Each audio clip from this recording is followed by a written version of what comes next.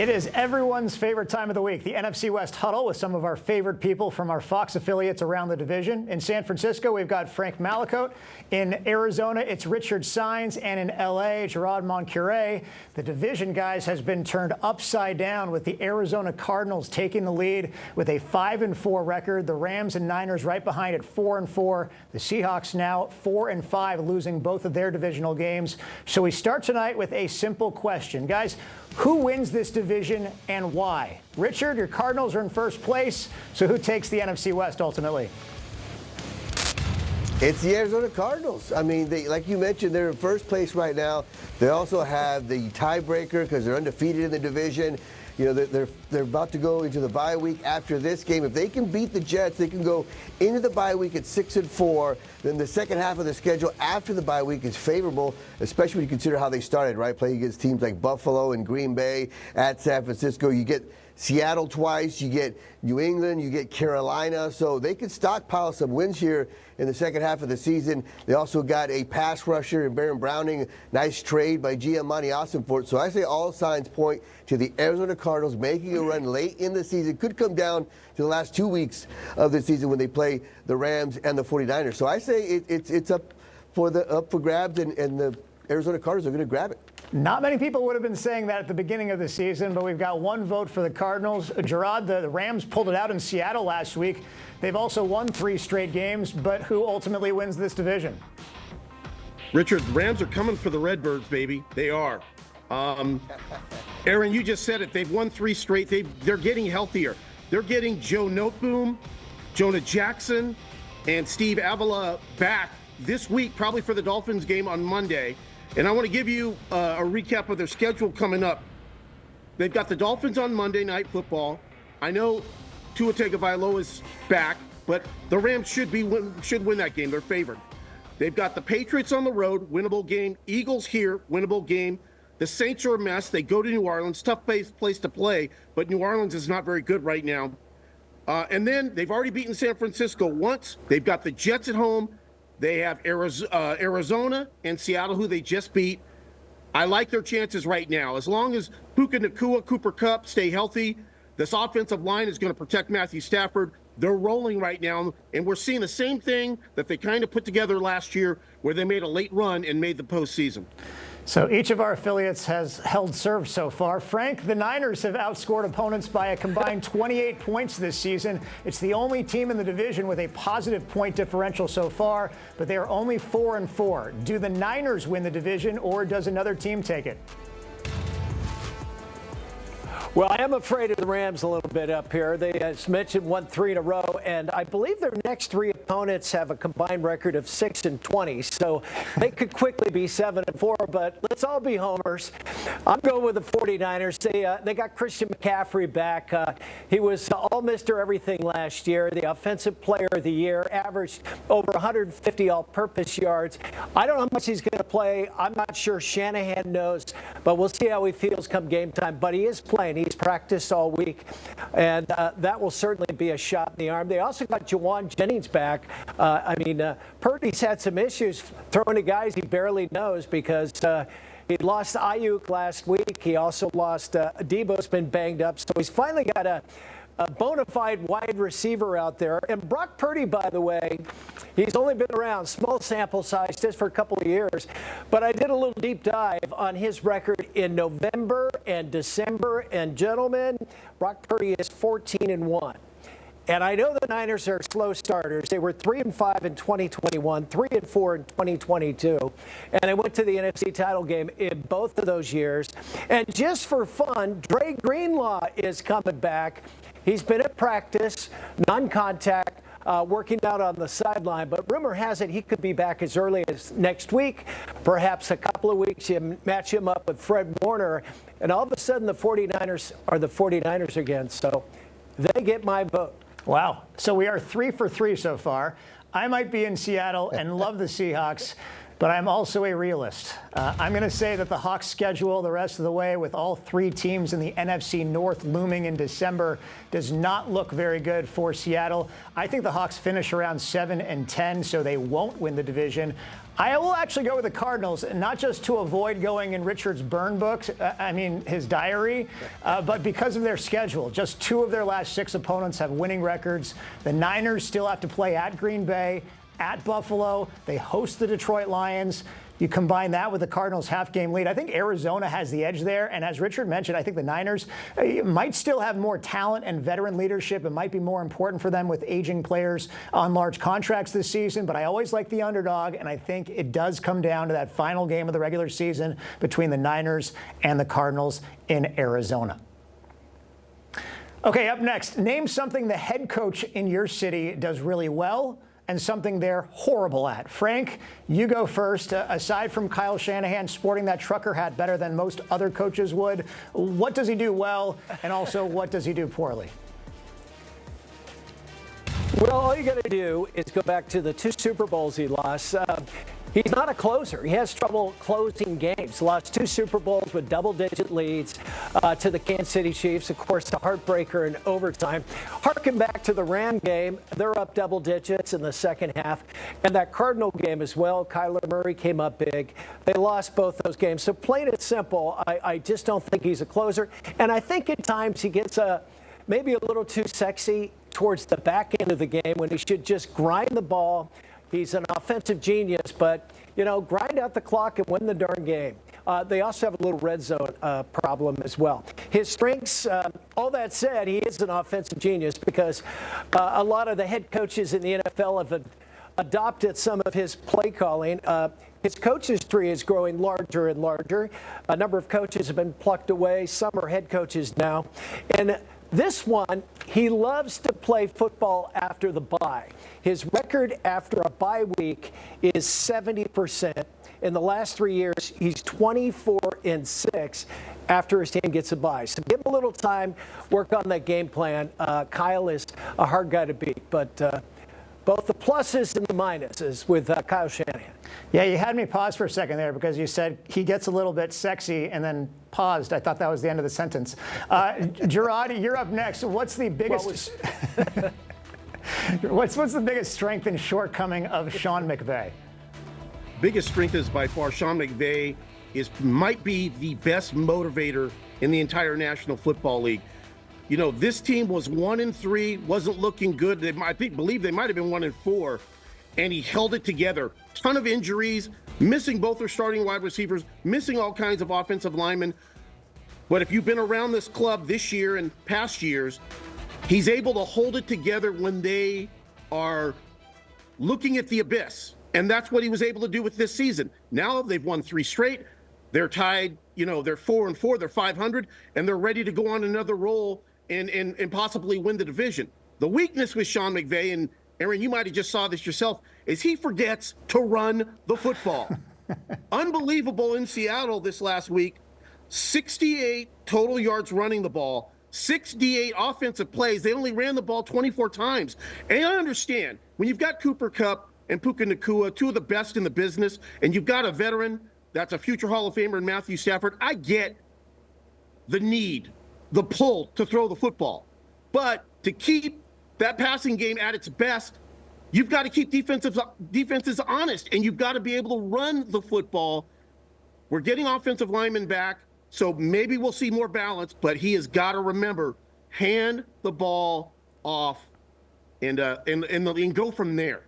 That's where it starts. Yeah, it must have been really bad short-term memory because the first 3 plays of the game were all passes, and they went 3 and out and punted at the beginning of that game against the Hawks last week. I will go next. This might be a shocker to most Seahawks fans, but I would say Mike Macdonald's best skill is still building a defense and forming a defensive scheme. Now, despite the overall results this season so far, yes, it's going to take some time, but we have seen positive signs. The Seahawks defense held Sean McVay's offense to 13 total points in regulation last week. The Hawks also led the league in defensive 3 and outs so far this year with 31. They've made a couple moves, like bringing Ernest Jones here to shore things up. I think once he has the weapons that McDonald wants and the players perfect this scheme, it's going to be something great. As far as something he does poorly, the sample set is just one so far, but it's a sore spot with me after Pete Carroll was so bad at it. I'm going to say challenging plays. There was a clear catch from Cooper Kupp last week for 23 yards. McDonald watched the replay on the big screen at Lumen Field and immediately threw the red flag. If he had listened to the guys upstairs, they would have told him not to do it. But this was the type of, I think what Carroll said, the hormonal decision that Carroll would kind of make out of emotion when he was here and almost always lose those challenges. McDonald is generally a much more even-keeled guy, so I was surprised when I saw it last week. I just hope it does not continue going forward. And Richard, Jonathan Gannon is in just his second season in Arizona. What does he do well and something he's horrible at? Well, before I get to that, I want to go back to the comment that Gerard gave about, the Rams are coming for the Redbirds.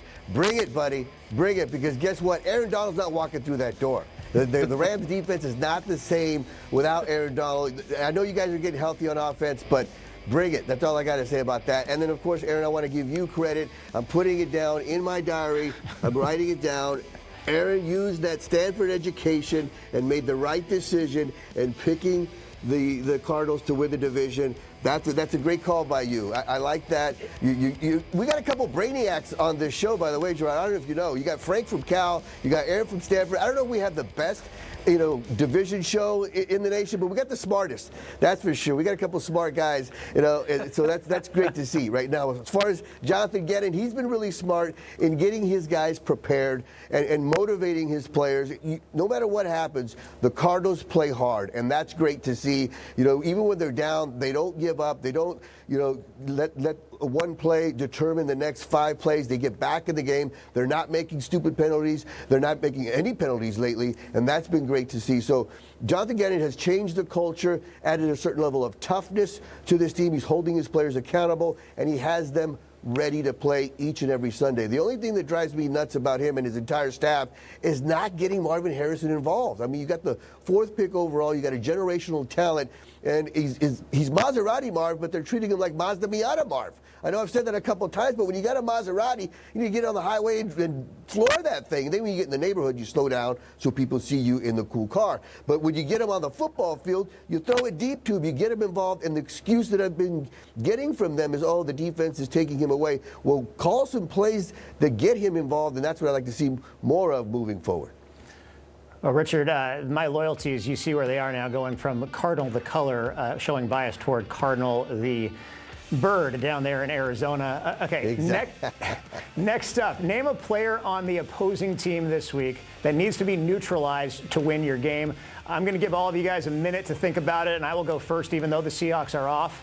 But it's appropriate because their biggest issue this season has been themselves. Neutralize their own mistakes. It's not their opponents at all. Multiple bad snaps in their last 2 games, bungled red zone opportunities, pick sixes, fumbled punt returns. They're one of the most penalized teams in the league. Frankly, I'll be surprised if a ceremonial yellow flag isn't called on them for some reason this weekend. They have a -6 turnover ratio, the discipline nowhere to be found. So all of that moving forward and into their game with the Niners next week, we're going to keep an eye on that. No team is ever going to play a perfect game, but the Hawks' biggest weakness right now is getting out of their own way. Gerard, who do the Rams need to neutralize against the Dolphins on Monday Night Football? To me, this is simple. It's the quarterback. It's Tua Tagovailoa. Last week against Buffalo, I mean, they almost won. And the Bills might have the best home field advantage in the National Football League. They almost won in Buffalo. He was 25 of 28, 231 yards, 2 touchdowns. They lose the game 30-27. Now, he's been back for a couple of weeks, but if you go back and you look when he got hurt in week 2, I believe that was against Buffalo, they were 1-3 in his absence, and they weren't even close in some of these games. But in the games he's been back, they've been right there. So I'm expecting a very, very tough Monday Night Football game at SoFi Stadium, and they've got to keep him in the pocket, and they've got to put pressure on him. We just saw what the Rams did to Geno Smith in Seattle last week. That's the kind of effort they need from the D-line if they want to beat the Dolphins on Monday Night Football. Yeah, 7 sacks for the Rams last week, and I think the last time I looked on the scoreboard, it was like 3rd and 35 for the Seahawks at one of those drives, thanks to the Rams and that defensive line. Richard, you're next. Aaron Rodgers and the Jets coming to town. Who's on the top of that list to neutralize if you're the Cardinals?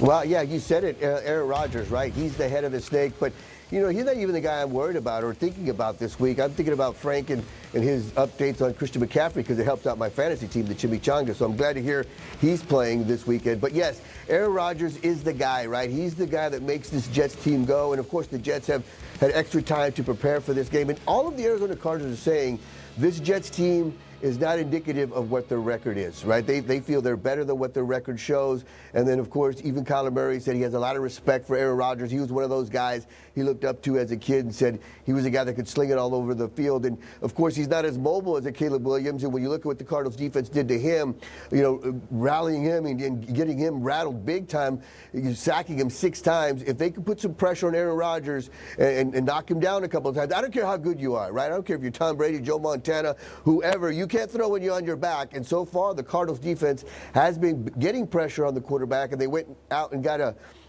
Baron Browning, a guy that can put pressure on the quarterback in a trade with the Broncos for a 6th-round pick. So let's see what he can do. But he's the guy, Aaron Rodgers. You got to knock him down and get him uncomfortable if you want to win this game.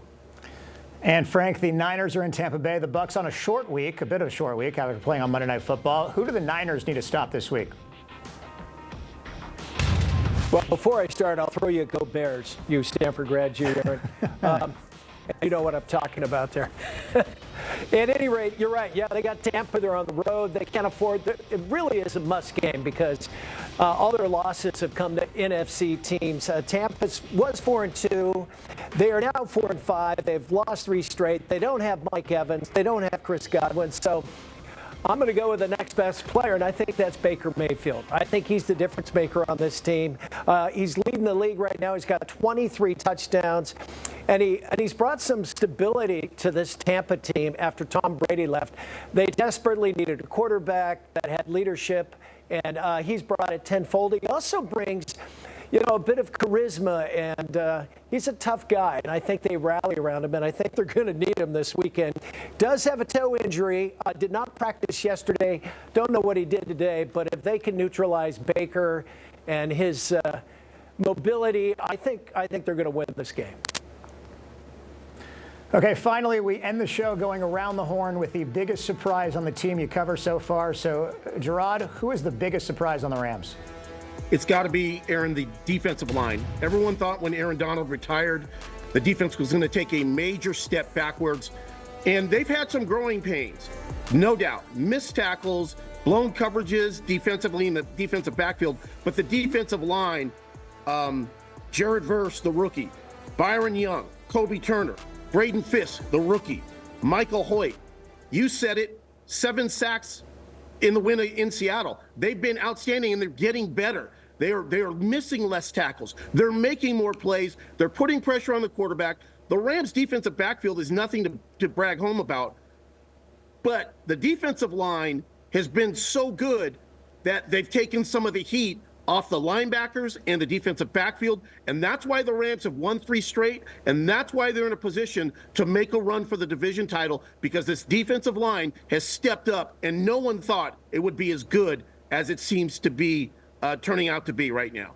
My only counter to that would be, as bad as the offensive line is for the Seahawks, it's almost non-existent lately. They need some help there. But absolutely, the Rams' defensive line has been fantastic the last few weeks.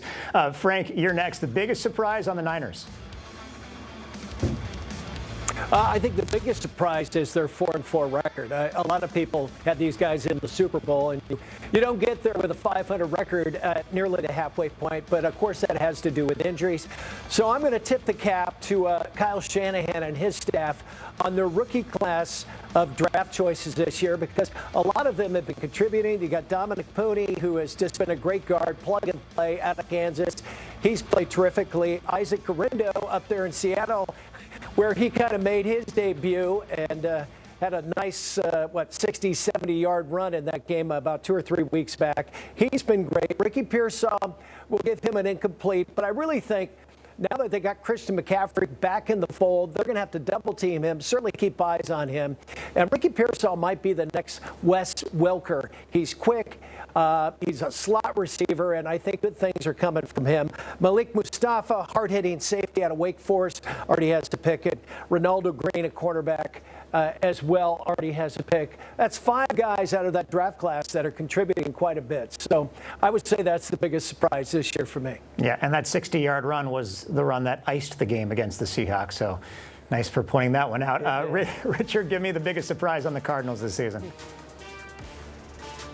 Defense. That's what's been the calling card for the Arizona Cardinals lately. Their defense has been fantastic, especially their defensive line, which a lot of people thought was going to be the weakest part of this team. But when you look at this Cardinals defense, last week, 6 sacks, a safety, back-to-back games with a safety for the first time in franchise history. And then we look at their last 2 home games. This Cardinals defense has not given up a touchdown in 8 quarters in their last 2 home games. And this is after suffering a lot of injuries. Darius Robinson, one of their first-round picks, along with Marvin Harrison, has not played a single down in the regular season. He was expected to be a guy that could get to the quarterback. They lose Dennis Gardeck, who is one of those guys with a high motor, better say whoa than go type of guy. He's out, but they still continue to get the job done. It's been mix and match for defensive coordinator Nick Rallis. He's done a great job. And so far, this defense has kept this Cardinals team in every game, and that's all you can ask for, right? Especially when you got offensive weapons like James Conner and Kyler Murray on the other side of the football. So the defensive line has done a great job, but if they can keep doing what they're doing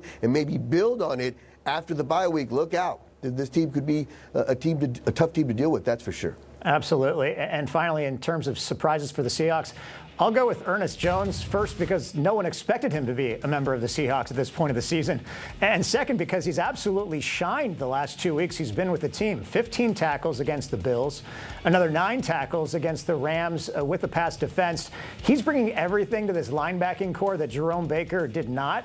It's a great trade for the Seahawks. I hope they're able to re-sign Ernest Jones when the season is over because he seems like a perfect piece to the Mike McDonald puzzle on defense, and he's only going to get better. I mean, the longer he is with this brand new team.